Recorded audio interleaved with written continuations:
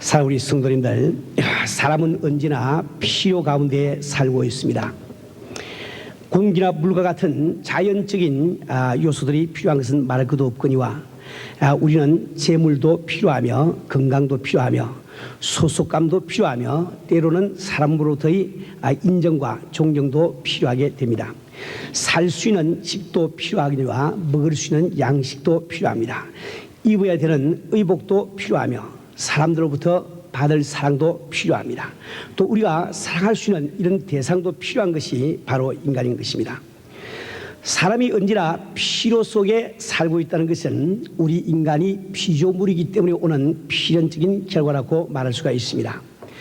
인간의 근심, 걱정, 불안의 원인이 바로 여기 있는 것입니다.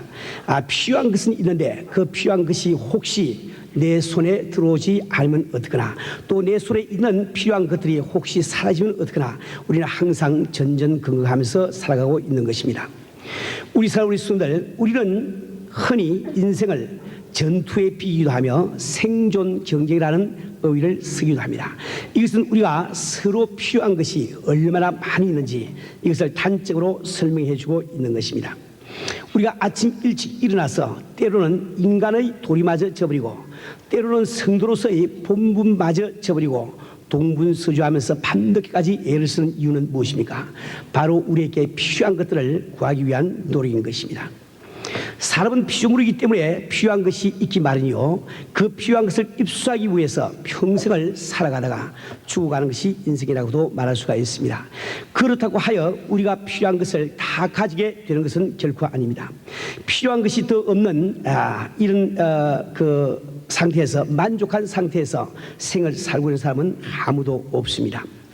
끊임없이 필요 가운데 살고 있으면서 그 필요를 충족시키지 못하는 사람들은 이 사실에 대해서 두 가지 전혀 다른 생활 태도를 갖는 것 같습니다. 한 가지는 인간이 마치 모든 필요한 것을 얻을 수 있는 것처럼 스스로 속고 살고 있는 생활 태도입니다. 인간은 인간의 필요를 채우기 위해서 자동차도 만들고 기차도 만듭니다. 배도 만들고 비행기도 만들게 됩니다. 에어컨디셔너도 만들고 히트도 만들게 됩니다. 이런 것을 보면 마치 인간은 점차적으로 인간의 필요를 채워가는 이런 낙관적인 태도를 가지기가 참 쉽습니다. 그러나 우리는 이런 모든 기계 문명이 발달하기 때문에 또 연료라고 하는 이 동력원이라고 하는 다른 필요 요소를 또 가지게 되는 거예요.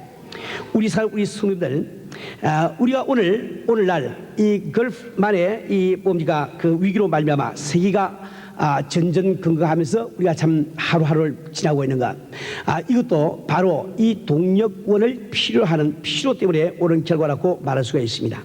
만약에 기계 문명이 발달하기 전이었다고 하면 한 사막 속에는 작은 나라에 하나의 부족의 그 족장에 불과한 이런 그 사담 후세인 이라크 대통령 때문에 이 세계가 다 벌벌 떨고 있지는 않을 거예요. 이처럼 우리는 참 이 필요 가운데 있으면서도 그 필요를 충족시킬 수 있다는 이런 망상 가운데서 우리가 살고 있지만은, 우리가 그 망상을 하고 있는 동안에 우리는 또 다른 필요에 직면하고 있는 이 인생을 직시를 할 줄 알아야 됩니다. 그 반면에 필요한 것은 많지만은 도무지 필요한 것을 손에 넣을 수 있는 이런 그 가망이 없기 때문에 아예 포기하고 사는 이런 사람들도 있습니다. 저는 30살 될 때까지는 독신주의로 지나왔습니다. 어릴 때는 철 모르게 여학생과 교제한 적도 들어있지만은 좀 철이 든 다음부터는 전혀 여자를 교제를 한 적이 없이 30살까지 지나왔어요.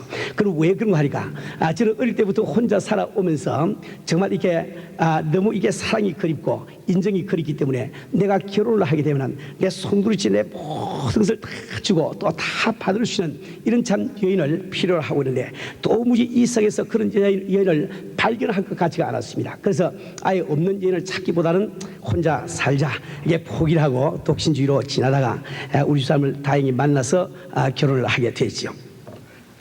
우리 성들, 우린 필요 속에 살 수밖에 없는 인간. 그렇기 때문에 이 성경 말씀은 우리 인생을 양에게 비교를 하고 있습니다. 아마 필요한 것은 많지만은 스스로의 힘으로 필요를 채울 수 없는 그 양의 모습을 통해서 우리 인간의 모습을 비유적으로 설명하고 있는 것 같습니다. 그렇다고 해서 우리 인간에게 필요를 모두 채울 수 있는 그런 방법이 전혀 없는 것인가? 그것은 그렇지가 않습니다. 오늘 이 성경 본문 말씀은 필요 가운데 처해 있는 우리 인간이 모든 필요를 충족시킬 수 있는 유일한 방법, 유일한 길을 우리에게 제시를 해주고 있습니다. 너희는 먼저 그의 나라와 그의 의를 구하라. 그리하면 이 모든 것을 너희에게 더하시라. 먼저 오늘 본문 말씀의 후반부를 우리가 살펴보면 그리하면 이 모든 것을 너희에게 더하시라. 누가 더하신다는 겁니까? 하나님이 더해주신다는 거예요. 바로 이 하나님께서 우리의 필요를 충족시켜주는 이런 인생의 삶이 있음을 이 성경은 말씀을 하고 있습니다. 천지를 창조하신 그 완전한 하나님께서 나의 필요를 일일이 관심을 가지시고 충족을 시켜주시면 우리에게 무슨 부족함이 있겠습니까? 우리는 얼마 전에 어떤 목사님이 오셔서 설교를 하시면서 완전한 하나님을 표현하기 위해서 끝내주신 하나님이라, 못 말리는 하나님이라 이렇게 표현한 것을 우리가 들은 적이 있습니다. 정말 완전하신 우리 하나님, 말릴 수 없는 우리 하나님, 못 말리는 우리 하나님, 끝내주신 우리 하나님께서 우리의 필요를 책임지시고 충족시켜 주시면 우리 모든 부족은 다 충족되고 말 거예요. 그럼 우리 이 성경 본문 말씀은 그점 하나님께서 우리의 필요를 충족시키기 위해서, 그러한 그 사람이 되기 위해서 우리가 반드시 가져야 되는 한 가지 조건을 이야기를 하고 있습니다. 그것이 오늘 성경 말씀, 본문 말씀 첫 부분에 나와 있죠. 너희는 먼저 그의 나라와 그의 의를 구하라. 우리가 먼저 그의 나라와 그의 의를 구하는 사람이 될 때에 하나님께서 우리의 필요를 충족시켜 준다는 거예요. 우리 사는 우리 순간은 먼저 그의 나라와 그의 의를 구하라. 먼저 그의 나라와 그 의를 구하라. 이 뜻을 여러분들은 어떻게 해석을 하십니까? 이 말씀은 바로 우리 사람들이 이 생을 살아가면서 자기의 필요를 충족시켜 주기 전에 하나님의 필요를 먼저 충족시켜 줄 수 있는 그런 사람이 되는 이 말씀과 똑같은 거예요.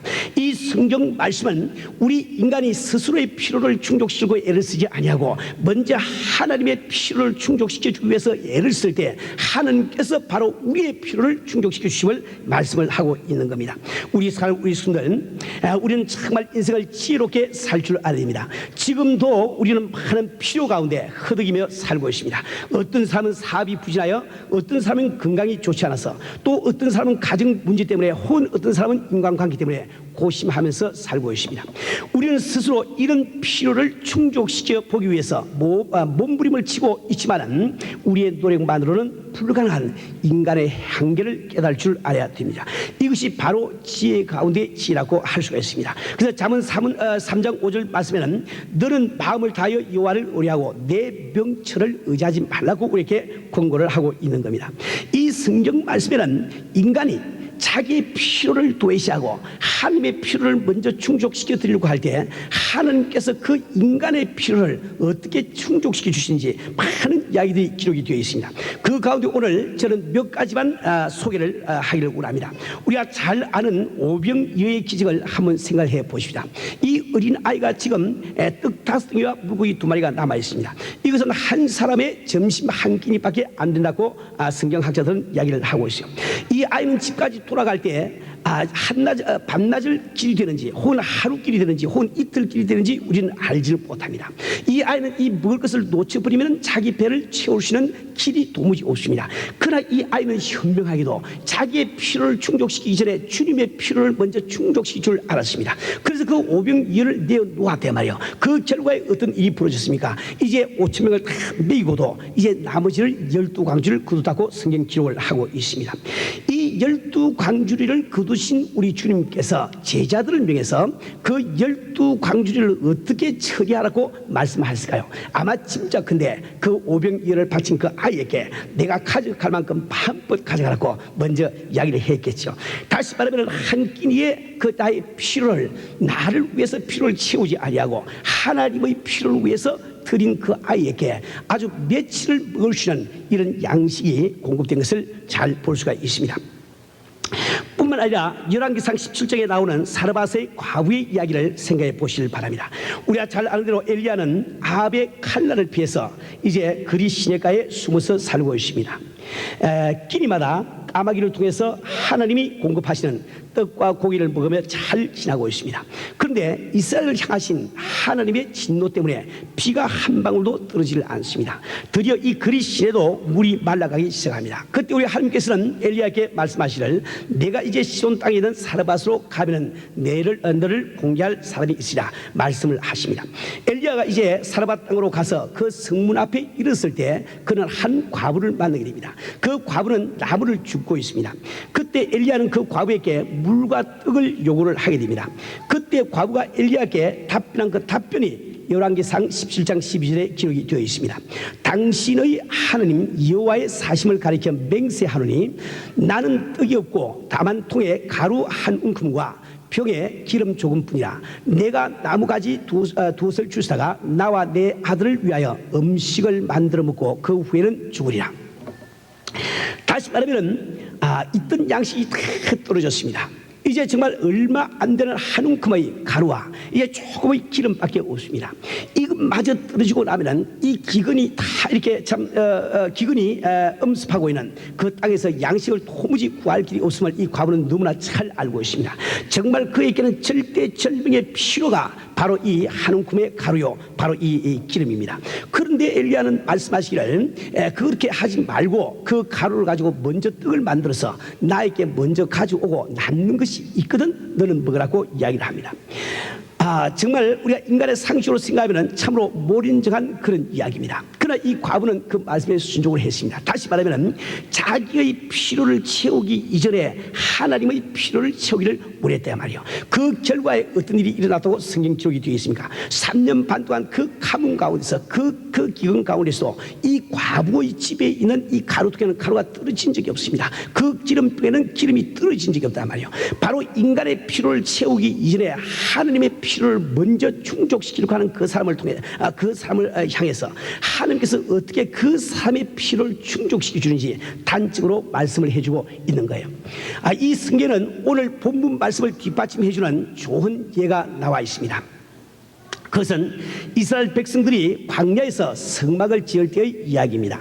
하나님은 성막을 짓 때 백성들이 자원해서 바치는 예물을 통해서 성막을 지키길 원합니다. 백성들은 자원해서 많은 금과 은과 많은 부화를 자원해서 바칩니다. 그리고 그 자원해서 바치는 예물 가운데는 해달의 가죽이 들어있어요. 그 해달의 가죽은 왜 지금 필요한 거니까 성막을 지을 때 그 성막 안에 성수가 있는데 그 성수는 네 겹의 뚜껑으로 되어 있습니다. 그 제일 위에 덮는 그 뚜껑을 해달의 가죽으로 덮으라고 하나님께서 친히 모세에게 계시를 해 주시려 말이에요. 그 해달의 가죽으로 그 성소의 뚜껑을 만들기 위해서 해달의 가죽이 필요한데 그 해달의 가죽을 백성들이 자원해서 드렸단 말이에요. 그런데 그 해달의 가죽이라는 것은 백성에게 왜 필요한 거니까 신발을 만드는 재료로 필요한 거예요. 이제 앞으로 1년을 가야 될지 2년을 가야 될지 10년을 가야 될지 20년을 가야 될지 그 광야길이 얼마나 멀리 남았는지 이 백성들은 도무지 알 수가 없습니다. 아주 가시 등불이 있고 참 이게 죄악돌이 있는 그 광야길을 걸어가고 있는 이스라엘 백성들에게 가장 필요한 것이 있다고 하면 바로 그것은 신발일 거예요. 그 신발을 만들 수 있는 재료일 거란 말이에요. 그런데 그 이스라엘 백성들은 자기의 필요를 충족시키지 아니하고 하나님의 필요를 충족시키기 위해서 그 귀한 해달의 가죽을 하나님 앞에 자원해서 다 바쳐버리고 말았습니다. 그때 이 성경에는 놀라운 결과가 기록이 되어 있습니다. 이 성경 말씀에 보면은 이 40년 동안에 내 의복이 헤어지지 아니하였고 내 발이 부러지지 아니하였느니라. 지금 이 말씀은 모세가 광야 생활을 다 끝내고 난 다음에 이제 마지막으로 백성들을 향해서 부탁하는 그 말씀 가운데 나와 있습니다. 신명기 8장 4절 말씀이죠. 다시 말하면 이 사람들이 이스라엘 백성들이 인간의 필요를 충족시키기 전에 하나님의 필요를 충족시키기 위해서 자원해서 그 해달의 가죽을 참 이렇게 다 드렸더니 하나님께서 인간의 필요를 충족시켜서 40년 동안 의복이 헤어지지 않고 발이 부러뜨지를 않았단 말이에요. 계속해서 신명기 25장 5절 말씀에는 다음과 같이 기록이 되어 있습니다. 주께서 40년 동안 너희를 인도하여 광야를 통행케 하였거니와 너의 몸에 옷이 낙지 아니하였고 너의 발에 신이 헤어지지 아니하였으며.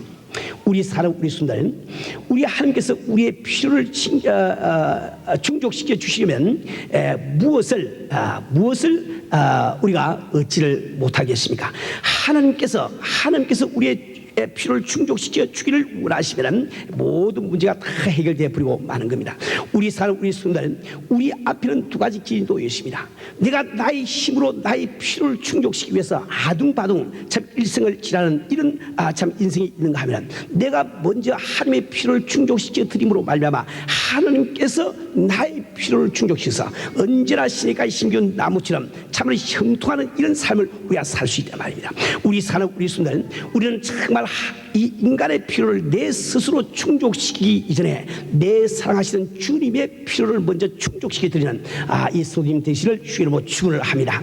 우리 사는 우리 성도들, 우리는 이 현실 속에서, 오늘날 우리가 살고 있는 이 현실 속에서 먼 곳에서 그런 증거를 찾을 필요가 없습니다. 바로 여러분이 섬기는 이 교회를 통해서 하나님의 말씀이 어떻게 이루어지고 있는지 우리 잘 알고 있죠. 오늘 참 많은 교회들이 있지만은 특히 이민교회 가운데서 5만여 평이 넘는 이런 대지를 쓰고 있는 교회가 몇 교회나 되겠습니까? 우리가 참 이 교회를 개척한 지 8년밖에 안 되지만은 3천여 명 이상의 성도들이 모여서 예배를 드리는 이런 교회가 몇 교회나 되겠냐 말입니다. 정말 여러분들 이게 바라보시면 참 우리 교회에 많은 교육자들이 있습니다. 참 많은 장로님들이 있습니다. 많은 교구장님들이 계시고 많은 구육자님들이 계세요. 얼마나 한 분 한 분이 다 훌륭하십니까? 어떻게 인간의 힘으로 이런 모든 필요를 충족시켜서 이런 장로님들, 이런 교육자들, 이런 구육자님들, 이런 교구장님들을 우리가 모실 수가 있을까요? 그것은 바로 하나님께서 우리의 필요를 충족시켜 주셔서 보내주시기 때문에 그것이 가능한 것이, 인간의 힘으로 그건 도무지 불가능하다 말입니다. 우리 사는 우리 성도들, 우리는 정말 오늘까지 하나님께서 우리를 도와주셔서 우리는 많은 선교를 하고 있는 사실을 잘 알고 있습니다. 우리가 참 이게 일본, 한국, 혹은 인도네시아 여러 나라들의 그 선교를 말할 것도 없거니와 이 설교 시간을 통해서 우리가 구체적으로 중공 땅에서 우리는 어떻게 선교를 하고 있으며 소련 땅에서는 어떻게 선교를 하고 있는지 누누이 말씀을 드린 적이 있습니다. 이번 지난 주간에도 참 이렇게 유럽에 가서 우리가 오랫동안 기도해 오던 입양자 선교를 하면서 정말 참 얼마나 그 감격스러운 장면들이 많은지 이루 말할 수가 없습니다. 우리 성도님들 한 분 한 분이 함께 가서 다 그것을 목적으로 했으면 얼마나 좋았을까. 저는 그 생각을 금할 수가 없습니다. 이번에도 저희 교인들 한 40여 명이 저와 함께 동행해서 네덜란드로 갔습니다. 우리가 오랫동안 기도해 오던 입양자 사랑의 불꽃을 위해서였죠. 그곳에 갔을 때 입양자 30여 명과 유럽에 사는 교포들의 자녀 30명, 약 한 70여 명이 함께 모여서 그 청소년들을 데리고 4박 5일 동안 사랑의 불꽃 행사를 진행을 하게 되었습니다. 여러분들이 잘 알고 있다시피 입양자의 경우는 그들에게 복음을 전한다는 것이 얼마나 어려운지 이루 말할 수가 없어요. 그들은 자신이 어릴 때 입은 상처로 말미암아 내 조국이 나를 버리고 나를 낳은 부모가 나를 버렸다는 이 상처 때문에 하나님을 향해서 뿐만 아니라 사람에게 마음을 닫고 살고 있는 아이들이 바로 이 아이들입니다. 그뿐만 아니라 그 아이들은 각기 자기의 처지에서 아주 그 다양한 반응을 보이고 있습니다. 그것이 와 있는 입양자들과 이게 개인적으로 이야기할 때 어떤 아이는 이런 이야기를 합니다. 자기의 과거에 대해서 자기가 지금 알고 있는 것은 자기가 어릴 때 이렇게 길바닥에서 어떤 여인이 자기를 주었는데 그 여인은 자기를 키우기를 원했지만은 집이 가난하기 때문에 남편이 반대를 해서 자기를 과원에 주었다. 그 사실 외에는 자기는 더 알지 못한다는 거예요. 그러니까 자기의 본명이 무엇인지, 자기의 성이 무엇인지, 자기 이름이 무엇인지 부모를 찾을 길이 도무지 없는 이런 그 처지에 있는 아이들도 있습니다. 또 어떤 아이들은 참 이렇게 그 프로그램이 진행되는 동안에 혼자 밖에 나서 목을 놓아서 통곡을 하고 웁니다. 가서 왜 우느냐고 물어보니까 그 아이가 저한테 그런 이야기를 해요. 목사님, 만약에 하나님이 계시다고 하면 왜 내게 이런 일이 일어나야 됩니까? 왜 나는 누가 나를 낳은지도 알지 못하고 살아야 됩니까? 왜 나는 부모에게 버림을 받아야 됩니까? 하나님이 계신다고 하면 어떻게 이런 일이 일어날 수가 있습니까? 그렇게 하면서 참 자기는 그 자기를 낳은 또 부모를 만나기를 원한다고 아주 이렇게 참 목 놓아오는 이런 그 학생을 보기도 했습니다. 또 어떤 학생은 그런 이야기를 해요. 목사님, 이제 제가 나의 그 생부모님을 만나면 무엇을 하겠습니까? 나를 낳은 어머니 아버지를 만난들 내가 무엇을 하겠습니까? 여태까지 그냥 지나왔으니 앞으로 저는 이대로 그냥 살기를 원합니다. 내 부모님 어디 계신 소식을 안다 할지라도 나는 찾아가서 그들을 만날 그런 생각이 조금도 없습니다. 이런 또 반응을 보이는 이런 그 아이들도 있다면, 이런 그 다양한 이런 그 상처 입은 이 아이들을 데리고 참 이 행사를 한다는 것이 그렇게 쉬운 일만은 아니었습니다. 처음에 그들이 참 도착했을 때 함께 인사를 나누고 노래를 부르고 오락을 할 때는 제법 잘 따라오는 것 같았습니다. 그런데 조금 경건된 찬송을 부르기 시작하자마자 한 여학생이 뻘떡 일어나서 그만 나가버려. 그 뒤주자 나가서 붙들고 물어보았더니 그 학생 하는 이야기가, 나도 예수를 믿는 사람이지만 당신들 믿는 것처럼 그렇게는 믿을 수가 없다는 거예요. 이 아이를 어떻게 설득을 하겠습니까? 그래서 그 아이에게, 내가 지금 예수 믿는다고 이야기하는데 너는 평생 동안 살아오는 동안에 예수를 만난 적이 있느냐 물어보니까 내가 만난 적이 있다는 거예요. 만난 적이 있다고 하는데 뭐 이야기를 할 길이 있어야죠. 또 이제 자기들 참 프로그램을 위해서 시계를 다 빼놓고 오라고 그랬는데 한 몇 아이가 또 시계를 또 차고 나왔습니다. 그래서 한 놈을 불러가지고, 너 내가 시계를 벗어놓고 나오라고 그랬는데 내 말을 혹시 잘 못 알아들었니? 그랬더니 내가 잘 알아들었는데 내가 시계 벗을 필요가 없어 차고 나왔다는 거예요. 내가 그 시계를 좀 벗어야 내게 유익함이 있을 것이라고 이야기했더니, 내가 평생 차고 있은 시계인데 왜 내가 벗습니까? 이 이야기를 하니 뭐라고 걔들께 이야기를 할 길이 없대 말입니다. 얘들 이 유럽 사람들 특유의 이 교만과 이 유럽 사람 특유의 그 영적인 눈먼간 이것이 있어가지고 도무지 경건에 대해서는 도무지 알지 못합니다. 우리 한국 사람들이 참 예수를 안 믿어도 그들이 참 이 경건스러운 이런 그 예배 속에 들어가야 되면은 무엇인가 마음이 이렇게 겸해지면서 이렇게 경건된 마음이 생기지 않습니까? 그러나 얘들은 그런 것이 전혀 없어요. 그 예배 시간에 참 데려가서 예배를 드릴 때도 얘들은 둘레서 다 이렇게 구경하고 있습니다. 같이 기도하자고 그래도 다 눈 뜨고 다 구경하고 있지, 눈을 감고 기도하는 애들이 한 사람도 없어요. 같이 이게 예배 시간에도 다리를 다 꼰 채로 그냥 자기 마음대로 있지 도무지 이게 없대요. 이 입양자들은 자기들 주관에 맞지 않는 것은 도무지 하려고 하지 않은 이런 아이들이에요. 이 아이들은 참 양수하고 말을 잘 듣습니다. 말을 잘 듣지만은 자기 주관과 어긋나는 것은 안 하려고 생각하는 이런 아이들. 이런 그 아이들을 데리고 저희들이 이렇게 참 집회를 해 나가는데 아마 한 4일째쯤 되었을 거예요. 4일째쯤 되어서 우리가 참 성찬 예식을 거행하는데, 그때 이 아이들이 그 성찬 예식 상 앞에 나와서 도무지 우리가 상상하지 못한 그런 애들이 나와서 그 자리에서 눈물을 흘리면서 예수를 구주로 영접하는 그런 모습을 보았습니다.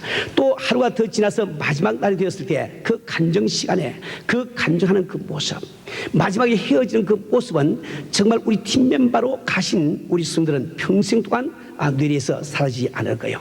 정말 우리 성도들께 다 보여주고 싶었던 이런 그 감격적인 그런 순간이었습니다.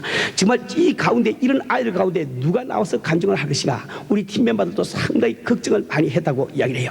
그러나 참 간증 시간을 선포를 했을 때 그 아이들이 앞을 다 두어서 눈물을 흘리면서 간증을 시작합니다. 제가 참 이 캠핑에 와서 처음으로 예수를 만난 이 감격을 이야기를 합니다. 정말 예수 위해서 살고 싶은 그 심정을 이야기합니다. 또 어떤 학생은 내가 아직 예수를 만나지는 못했지만 내가 앞으로는 이 예수에 대해서 더 많이 공부하고 꼭 나도 믿음을 가지려고 내가 노력을 했습니다. 이렇게 간증하는 학생들도 많이 나옵니다. 정말 그들 간증 가운데는 아픈 상처도 많이 나오고 참 여러 가지 참 그들이 당한 어려움도 많이 나왔습니다. 우리 참 그 팀 멤버 한 사람 한 사람은 다 눈물을 참 그칠 줄 모르고 울면서 우리는 그 간증을 다 들었죠. 우리는 아마 이 간증을 듣는 가운데 한 그 여학생의 모습을 아마 팀 멤버로 간 분들이면은 평생 동안 아마 잊지를 못할 거예요. 이 아이는 산드린드라고 하는 벨기움에서 온 22살 난 처녀였습니다. 이 아이는 불어밖에 모르기 때문에 제가 영어로 하는 설교를 저는 알아듣지 못하죠. 전혀 팀 멤버들과 이렇게 대화를 하려고 그러지 않습니다. 언제나 흥을 바라보면서 혼자서 말을 하지 않고 이렇게 참 이렇게 침묵을 지키면서 조용하게 지나고 있는 이런 아이입니다. 상당히 멋있고 참 이렇게 잘생긴 아이인데도 전혀 자기 캔디데이 입양자들끼리도 서로 이야기를 잘 안 하고 혼자서 이렇게 먼 산을 바라보면서 지나고 있어요. 저 아이에게 무슨 깊은 상처가 있겠거니 이렇게 짐작만 하고 있었는데, 그 간증 시간이 됐을 때 이 아이가 그 불을 통역해 줄 수 있는 다른 아이를 데리고 일어서 나오기를 시작합니다. 우리 모든 팀 멤버들 다 깜짝 놀랐죠. 그 아이는 나와서 역시 차가운 표정으로 입을 열고 조용히 자기의 간증을 시작을 합니다. 그의 간증을 간추려서 잠시 소개를 드리면 아마 다음과 같은 간증이 되겠습니다. 저는 어릴 때 벨기움으로 입양이 되어서 왔습니다. 내가 입양되어 온 경우는 다른 아이들처럼 그렇게 행복한 다행스러운 이런 그 경우는 아닌 것 같습니다. 나의 양부모님은 아이들이 귀엽기 때문에 입양을 해온 것이 아니고 가정에는 아이들이 있어야 된다는 그 하나의 그 가족의 그 구성을 맞추기 위해서 나를 입양해 온 것 같습니다. 그래서 나는 어릴 때부터 한 번도 우리 부모님께서 사랑을 느껴보지도 못했고 나도 그들을 사랑해 본 적이 없습니다. 그뿐만 아니라 나는 항상 감시 속에서 자라는 이런 기분을 느끼면서 오늘까지 살아왔습니다. 우리 집에는 우리 양부모에게서 태어난 오빠가 있는데 나는 어릴 때부터 이 오빠에게 밤마다 수없이 많이 강간을 당했습니다. 나는 강간을 당하면서 여기서 호소할 길도 없고 호소할 방법도 알지 못했습니다. 그러면서 그 아이가 처음으로 얼굴을 숙이고 눈물을 보이기를 시작합니다. 그는 이어서 말하기를 나는 대학에 들어갈 때 철학을 전공하기로 결심했습니다. 나는 인생이 과연 무엇인지, 내가 과연 누군지, 나는 어디서 와서 어디로 가는지 좀 알기를 원했습니다. 그러나 철학을 공부하고 난 다음에도 철학 가운데는 도무지 해답이 없는 것을 내가 발견했습니다. 내 마음에는 아무런 위안도 주지를 못했습니다. 그런데 이번에 이 사랑의 불꽃이라는 이곳에 와서 저는 내 마음속에 큰 변화를 지금 경험을 하고 있습니다. 나는 지금 내가 예수를 완전히 영접했다고 내가 이렇게 단언해서 말을 할 수 없지만은 내 이 속에서 무엇인가 지금 변화되고 있는 것은 여러분께 말씀을 드릴 수가 있습니다. 나는 오늘까지 죽음만을 생각을 하면서 살아왔는데 이제 내 마음속에는 삶에 대한 뜨거운 애착이 일어나고 있습니다. 나는 평생 살아오면서 친부모 밑에서 자라난 아이들이 어떤 마음을 가지고 자랄까 항상 그것을 궁금하게 여기는데 바로 이곳에 와서 여러분의 사랑과 기도 가운데 지나면서 나는 바로 친부모 밑에서 자라고 있는 그 아이들의 감정이 어떤지 내가 경험을 한 것 같습니다. 그는 참으로 우리에게 그 감사하던 그 말을 하면서 더 말을 잊지 못하고 눈물을 울음을 터뜨리고 맙니다. 정말 내 품에 안겨서 한없이 울고 있는 그 참 아이의 모습을 아마 평생 동안 저는 잊지 못할 것 같습니다. 참 그 울음은 아마 이 산들이라는 이 아이가 철이 나고 난 다음에 처음 울어보는 이런 울음인지도 모르겠습니다. 아마 그 마음의 깊은 상처가 참 치료받고 또 참 주님을 영접하는 그런 순간이었는지도 모르겠어요. 많은 학생들이 참 이런 아름다운 그 감정을 하면서 우리는 감격스러운 이런 그 순간을 많이 경험을 했습니다. 암스테르담 근처에 살고 있는 우리 입양자들은 주일마다 이제 김민섭 목사님 댁에 모여서 주일 예배를 드리기로 작정하고 입양자 교회도 세웠습니다. 또 브라셀에서 온 우리 입양자들은 이해숙 선교사님 댁에서 모여서 함께 예배를 보기로 작정을 하고 그들이 기쁨으로 돌아가는 것을 보았습니다. 그들은 정기적으로 모여서 한국말 공부를 하고 또 성경 공부하기로 약속을 하고 내년도 이상의 불꽃에는 모든 사람들이 전원이 다 팀 멤버로 참석을 했다고 약속도 해 주었습니다.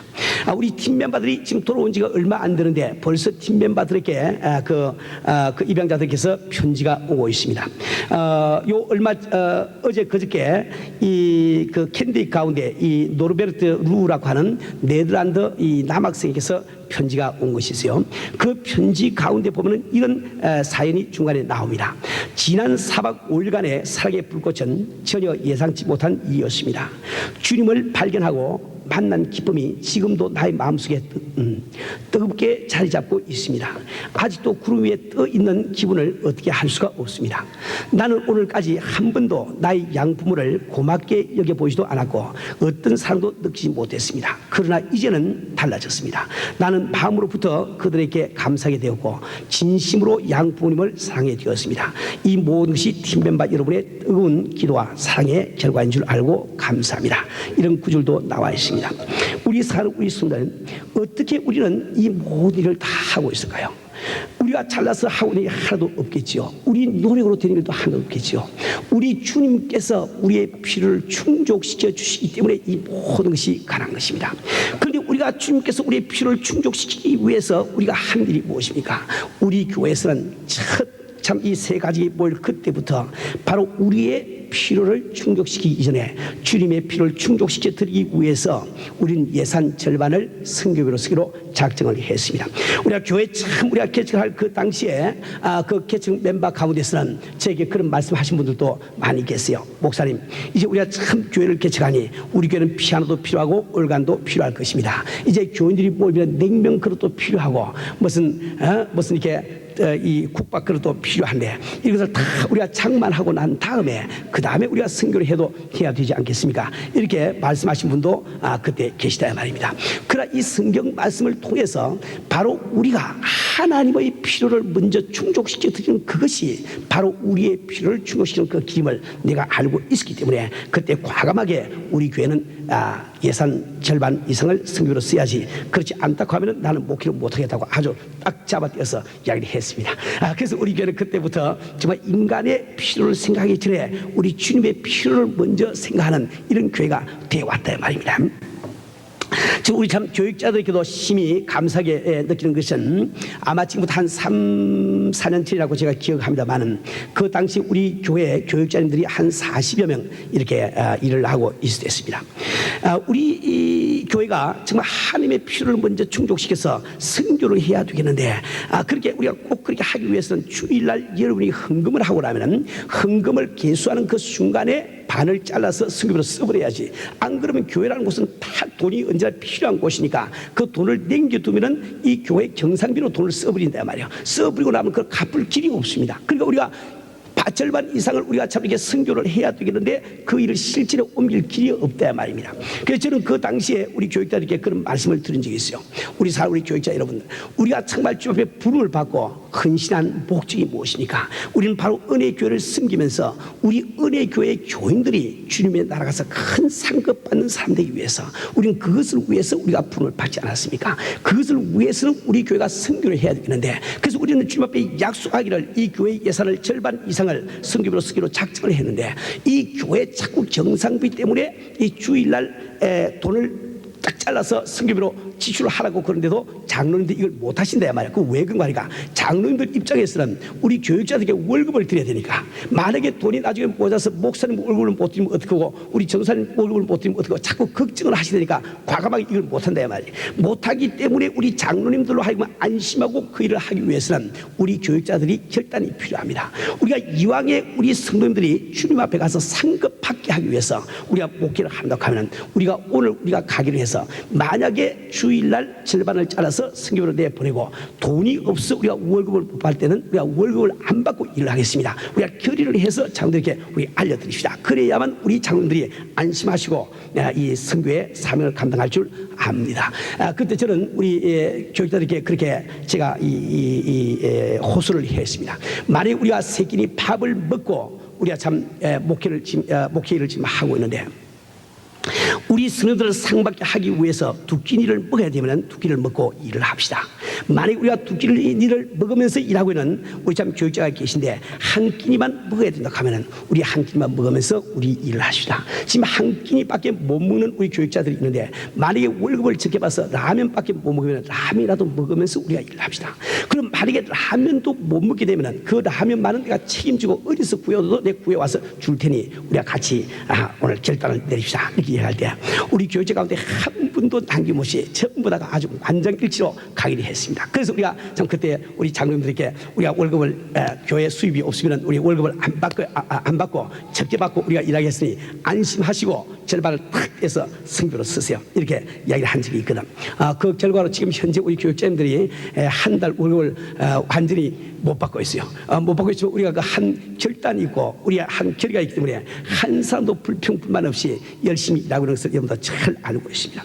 우리가 정말 주님의 필요를 충족시켜 드리기 위해서 우리가 참 피눈물 나는 이런 노력을 할 때 주님께서 우리의 필요를 아시고 그분께서 필요를 채워주시니까 우리 이 모든 일을 하고 있는 것 아닙니까? 바로 이 하나님의 말씀, 너희는 먼저 그 나라와 그 일을 구하라. 그러면 이 무엇을 되시랴 약속하신 그 말씀의 증거를 바로 우리 교회에서 찾지 않고 어디서 또 찾기냐 말이요. 여러분의 지금 호흡하고 있는 생활하고 있는 이 가운데서 여러분은 바로 하나님께서 신실하시게 자기 약속을 지키고 계심을 여러분 잘 알고 있지 않습니까? 우리 사는 우리 순간 우리는 정말 위대한 삶을 살 수가 있어요. 우리 주님께서 우리의 책임을 져주시고 우리의 모든 필요를 충족시켜 주시는 이런 삶을 살 수가 있습니다. 오직 우리가 먼저 내 자신의 필요를 충족시키려고 하는 헛된 생각을 버리고 주님의 필요를 먼저 충족시켜 주려고 하는 이런 삶을 산다면 우리 주님께서 반드시 우리의 필요를 충족시키는 놀라운 삶을 살 수가 있는 거예요. 우리 사는 우리 순간 우리가 하나님의 필요를 충족시키게 드린다고 할 때 두 가지를 꼭 기억하세요. 우리가 먼저 하나님의 필요를 충족시킨다. 이 먼저라는 이 말 가운데는 두 가지 뜻이 있습니다. 첫 번째 한 가지는 무엇보다도 더 중요하게 정도를 나타내는 이 뜻이 있단 말이에요. 또 한 가지는 무엇보다도 앞서서 이 시간적인 뜻이 있는 거예요. 우리는 언제든지 주님의 필요를 충족시킬 때 무엇보다도 주님의 필요를 더 중요하게 알고 그 필요를 충족시키려고 하는 것이 먼저 그분의 필요를 충족시켜 드리는 삶이 되는 거예요. 뒤로 미루지를 아니하고 지금 당장에 주께서 필요한 것을 내가 드리려고 하는 그것이 바로 하나님의 필요를 충족시켜 드리는 삶이 될 수가 있는 거예요. 우리가 주님의 필요를 충족시켜 드린다는 이것은 비단 시간이나 돈에 관한 이런 문제만은 아닙니다. 우리 생활 전체가 그와 같이 되어야 되는 거예요. 지금 이웃이 내 뺨을 때렸습니다. 뺨을 때렸으면 맞은 나의 필요는 그를 도로 때려주는 것이지만 주님의 필요를 먼저 충족시켜 주기를 원하는 그 사람은 왼뺨을 돌려댈 수가 있단 말입니다. 나를 욕하는 그 사람에게 나도 함께 용을 해주고 싶은 것은 인간의 필요지만 하나님의 필요를 먼저 생각하는 그 사람은 내 이웃이 7번씩 7번을 잘못해도 용서해 주라는 그 말씀을 알기 때문에 그에게 너그럽게 용서할 수 있는 이 마음이 생길 수가 있는 거예요. 우리 사는 우리 스님들이 정말 어떻든지 주님의 이 필요를 먼저 충족시켜 드리는 이런 삶이 됨으로 말미암아 주님께서 여러분의 필요를 충족시켜 주시는 위대한 삶을 사실 주님으로 축원을 드립니다. 우리 사는 우리 스님들, 믿음은 모험입니다. 해보지 않고는 체험을 할 수가 없는 거예요. 믿음은 모험이에요. 우리가 정말 하나님의 말씀, 내 눈에 보이지 아니하시는 하나님의 말씀을 따라서 사는 것은 모험이다 이 말이에요. 모험이라는 것은 반드시 위험을 동반을 하고 있습니다. 위험을 동반을 하고 있기 때문에 사람들은 해보기를 원하지 않는다 말이에요. 그래서 평생 동안 예수를 믿으면서 이 말씀을 체험을 해보지는 못해. 그래서 이 성경 말씀은 너희들이 11조를 내어서 내가 너의 창고가 넘치도록 채워주나 안 채워주나 시험해 보아라. 시험해 보라는 거예요. 모험을 해보라 이 말이야. 우리 사는 우리 손들, 여러분 오늘 정말 결단의 시간을 갖기를 바랍니다. 정말 내 힘으로 나의 필요를 채울 수 없는 인생을 이 필요를 채우기 위해서 바둥 애를 쓰면서 일생을 내가 보내는 보다는 아예 이 시간에 내 능력을 포기해버리고 이제 내가 참 주님의 필요를 먼저 채워드리는 이런 성도하리라. 그래서 정말 하나님의 약속의 말씀이 내게 이루어지는 것을 내가 경험하고 내가 참 하나님의 영광을 위해서 간증하리라. 결단을 내리시는 여러분 되시기를 주님으로 축원합니다.